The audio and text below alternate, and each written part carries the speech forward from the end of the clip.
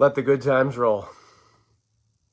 I've been sitting here for a couple of minutes even thinking about what I was going to say because I wasn't sure what I could say that you probably haven't heard already if you've watched TV, listened to WGR, or any sports radio really. Even ESPN radio has been talking about the Bills. Twitter or X, Facebook, any type of social media. You've probably heard it all. I'm going to try to attack it a little bit differently, I suppose. But man, there's no word. Embarrassing is the word that people will jump to. I'm not even sure that's the right word. I don't think there is a word to describe losing to Zach Wilson and Nate Hackett. I know Nate Hackett's not the head coach, but there were no two bigger punching bags in the NFL in 2022 than Nate Hackett and Zach Wilson. And they just pulled off a comeback win on you. It's 13-3 at halftime. You're like, yeah, this is fun. Let's just get this home. We score one more touchdown. This thing is in the bag. I thought the Jets had a chance of getting the 13 points, but never did I think they would shut the Bills out in the second half. Apparently they didn't. It came down to that field goal there at the end of regulation. But man,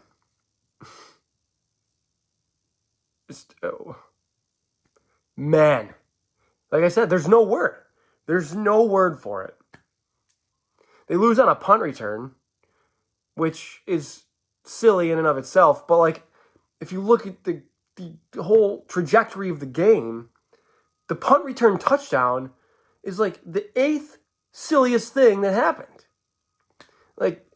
It hasn't even really been a point of contention for me. I haven't been man, the special teams really got to step up or something. I haven't even thought about criticizing the special teams or the way the game ended, because it's not even the silliest thing that happened in overtime. Am I right? There was the Spencer Brown penalty, a second down play that Dawson Knox probably should have had, and then a second down, that's first down. The Spencer Brown penalty, the 1st and 15 play that Dawson Knox probably should have had, the 2nd and 15 handoff, which, a lot of fans want to point to play calling all night, Dorsey this, Dorsey that. You don't know the plays that are called. That is my one thing with play calling. I don't know what is being called. I can only go by run pass, and I don't know that Josh checked into that run on 2nd and 15. I guess I'd have to go back and watch it a little bit more.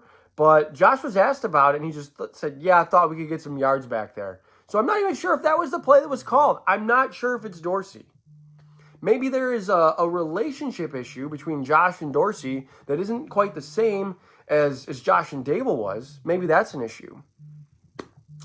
That's pure speculation, though. I don't know that. Brian Dable had some bad games as OC. We lost to Urban Meyer and the Jags. Urban Meyer has 2 career NFL wins, and one of them are the Bills because they could only score 6 points. Brian Dable was the OC that day, Everyone, it's just, where was I? I got sidetracked here. Overtime.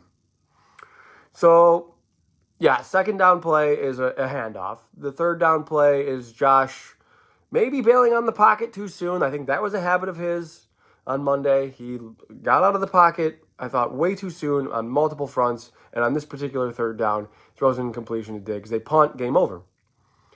I mean,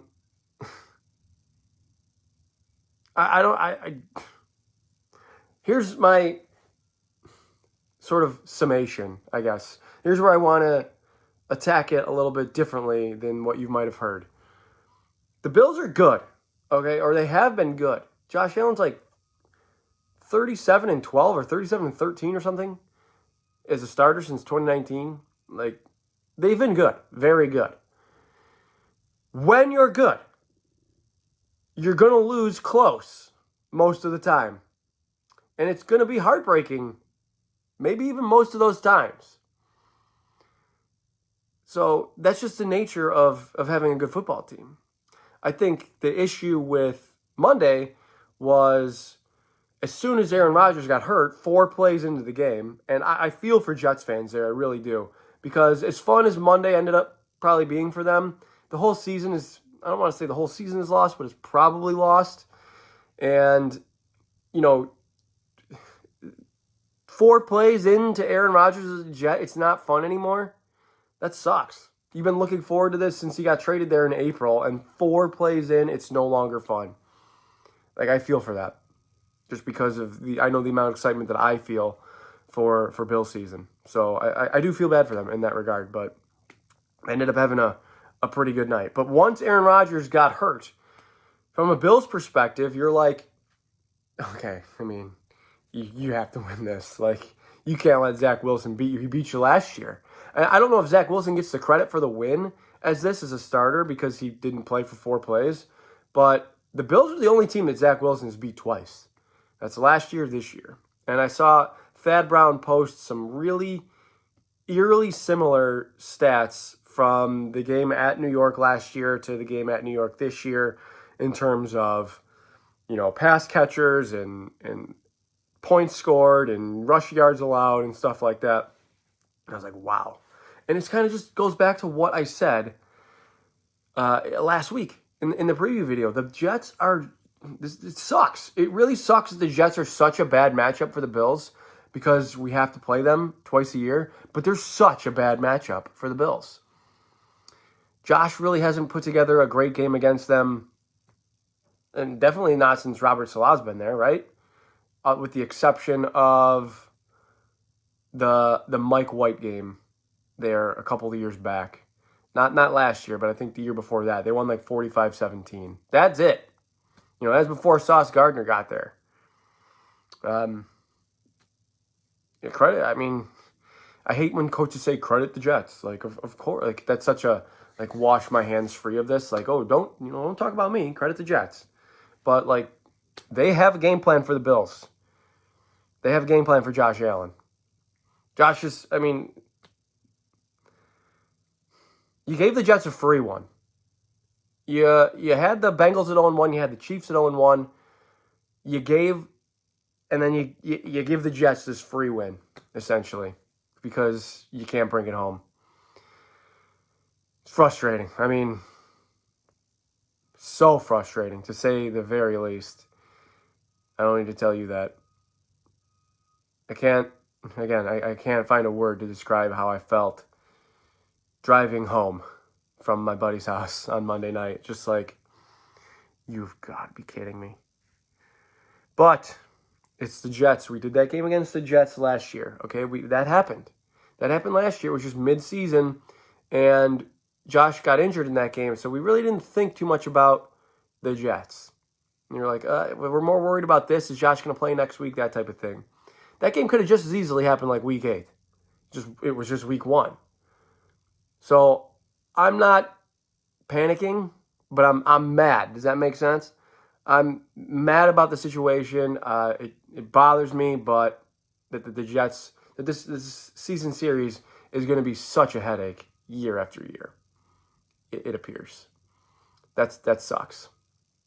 But that's football, right? You can't be like, oh, darn it, why aren't the Jets walkovers like they used to be? Teams are chasing you. They're trying to get better. They're getting high draft picks because they used to be walkovers. So, it is what it is. I'm going to talk about Josh as we kind of segue over into the Raiders here. The Raiders won last week. I'm going to get to Josh, sorry. I know I worded that kind of strangely. The Raiders won last week. They beat Denver on the road. Denver apparently still can't figure it out on offense despite the addition of Sean Payton. It's such a weird game. I think, like, the Broncos only had the ball 6 times. Like, they had 6 possessions. They punted twice. They scored on 3 of them. Touchdown, field goal, I think. Or touchdown, field goal, maybe something like that. I don't remember what it was exactly. They missed a field goal. Like, it was just weird. Really weird. Actually, hold on. I think I have it right here. Just a weird game with not a lot of just possessions overall.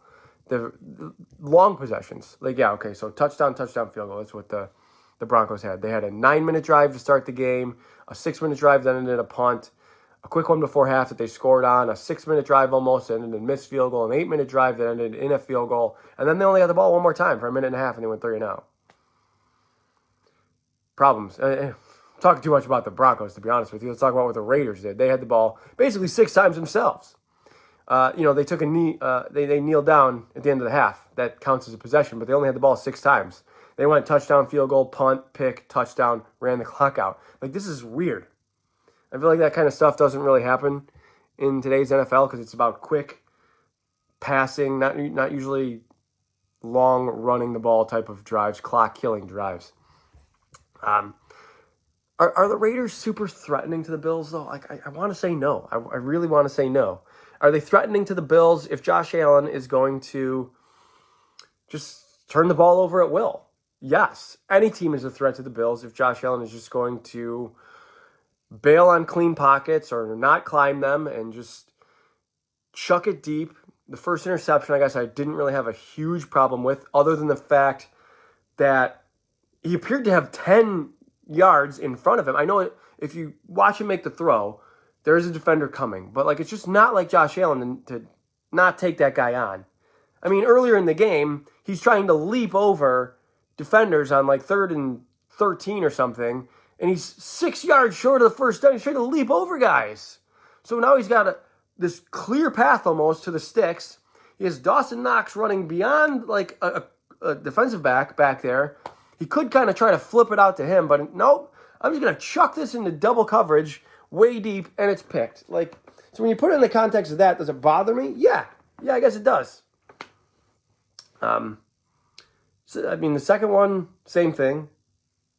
The third one, just take what they're giving you. He talks so much about, like, yep, it's just I'm going to be smarter with the ball. Take what the defense gives me. Are you capable of doing this? I hear you saying this, but, actions speak much louder than words. That's a very old saying, but I'm not seeing it on the field here. Like, I thought he was pretty efficient, other than the mistakes. But, I mean, he could have threw another pick to C.J. Mosley. I don't remember when it was, to be honest with you. But Mosley dove across, and, I mean, it would have taken a nice play. But he had a shot at an interception. Like, other than mistakes, I thought Josh was efficient with his completions. The problem is it's like nothing has changed from last year almost, in the sense that the box score looks exactly the same. Diggs, 10 for 100. Everybody else, 3 for 30, 4 for 25. A couple completions to the running back. Like, it looks the same. It feels the same. Josh, even after the game, said eerily similar. That was his quote. Even McDermott, they show McDermott on the sidelines, and he's doing this. Like, be smart. I don't know if that was like that might have been after the Milano interception, because he got called for taunting. But, like, it's just like, yeah, I have to imagine he's telling everybody on the team this. And then to be so carefree with possessions. I mean, the Bills are moving the ball on some of those possessions. They, not the first interception, they had only gone 2 yards at that point, but, like, 55 yards, field goal, 75 yards, touchdown, 34 yards, field goal. And they only have one pick at this point, and they have 13 points. So we're thinking, like, oh, okay, as long as we don't puke all over ourselves and turn the ball over like crazy, we'll be fine. 34 yards, interception, then a 3-and-out, 28 yards, interception, first play, fumble, 43 yards in the field goal to tie it up. Like, that, do that. Just do that. It sounds so simple. Anyway, I didn't mean to skip. I know I said I was going to talk about Josh as we approach the Raiders here. I meant it. Obviously, that was it.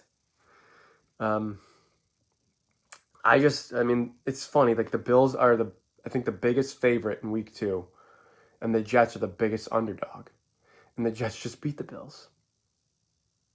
A lot of people were down on the Raiders this year. I'm still down on the Raiders. I don't care that they came away with a win in Denver. Maybe Denver's just really not going to take a step forward with Peyton like we thought that they might. Maybe Russell Wilson really is just totally washed. We're going to play Denver, so we'll talk about them later this year. A lot to be seen there. But Josh Jacobs only averaged like 2.5 yards a carry. Granted, Denver's defense in general is very good. They weren't super impressive on offense. the Raiders. They scored 17 points. Garoppolo was 20 of 26 for 200 yards, 2 touchdowns and a pick. They had 61 rushing yards as a team. 48 of those to Josh Jacobs on 19 carries. Like I said, about 2.5 yards a carry. Not great. Devontae Adams was pretty good, 6 for 66 with their best receiver. Their highest targeted, most receptions was Jacoby Myers, 9 for 81 and 2 touchdowns. I'd be super surprised if he plays this weekend. He took a pretty big hit and left that game with a concussion, stumbling. I mean, I don't want him to be injured. I think ambitious to think that he would play this Sunday after a scary looking play and a concussion like that. So, who becomes the next guy? DeAndre Carter, assuming he's healthy, I think he'll play. Austin Hooper, the tight end, Michael Mayer, the tight end, like these guys, maybe Josh Jacobs in the passing game. I'm not threatened. I need the Bills to be not playing out of their mind, like the expression "sugar high Josh" has come up. Just, I don't know if he's capable of calming down. I guess I'm coming back to the Josh point, but I think people have asked this, like, are you capable, or are you just blacking out when you're out there? I liken this now. I don't know if anybody here plays like basketball or like even recreationally or in a league or anything like that. It felt like have you ever played with the guy who is like, not necessarily the point guard, but like demands the ball and has to bring it up or whatever, and he's the biggest trash talker on the team, and he'll be running his mouth about something and he screws up. That happens. Everybody screws up, here and there. But he screwed up and now he feels kind of embarrassed or something, or whatever the word is. So he's going to get the ball the next time and just take 2 steps over half court and chuck one from 40 feet because he knows he can make it. That's kind of how Josh felt. Like, he's like, I've done this. And when you've seen yourself make every play on the field, like, he's done everything. He's done it all. He's going to try things like that. Like, oh, I've done this before. I'll just launch this down there. Somebody go get it. What's the worst that could happen type of thing. I've jumped over these guys before. It'll be fine. It's not going to work every time. It doesn't mean it's the right play. It doesn't mean it's smart. Just because you're capable of doing it. I'm back on the Josh point. I know he can be good. It's year 6. He said this. Not me. He said this. He's like, it's year 6. I need to be more responsible than that. I know. So please just do it. Please. I don't know why I'm talking with such weird inflections in my voice. I'm sorry. My worst fear on Sunday against the Bills, if it fears, or against the Raiders, if fear is even the right word, is, I guess, Max Crosby. Like, Max Crosby against, potentially Spencer Brown, who didn't have his best game, of course, on Monday. I don't think he had his worst game either, though, to be honest with you. A lot of people want to be like, oh, the line this, the line that, this, not Josh not giving any time. A lot of people just want to make excuses for Josh because they love him so much. And I understand that, but you need to hold him accountable when it's his fault. He holds himself accountable. You could tell in his post-game press conference that he felt bad. It was written all over his face. So, I don't think the team loses confidence in him or faith in him or anything like that. Coaches, whatever. It's just do what you say, We know that you're awesome. We know that. We've seen you be awesome. Cut it with the free possessions of the other team. It's that simple. I feel like I didn't really talk too much about the Raiders today because the Bills are 9.5-point home favorites. It's a home opener. Bury them. Just bury them, please. I'm picking the Bills, of course. 33-17. Bills over Raiders. Guys, hit me up on Twitter or X. I don't know why. I just throw this up now when people say it because it's a new whatever. I'm never really going to call it X. I just think it's fun to do this, like Des Bryant or Dante Hall or whomever. Hit me up on Twitter/X. My YouTube username and Twitter handle, X handle, are the same. Enjoy your weekend. Enjoy the home opener if you're going. If you are there and you know where to look for me, don't be shy. Come say hi. But as always, above all else, go Bills.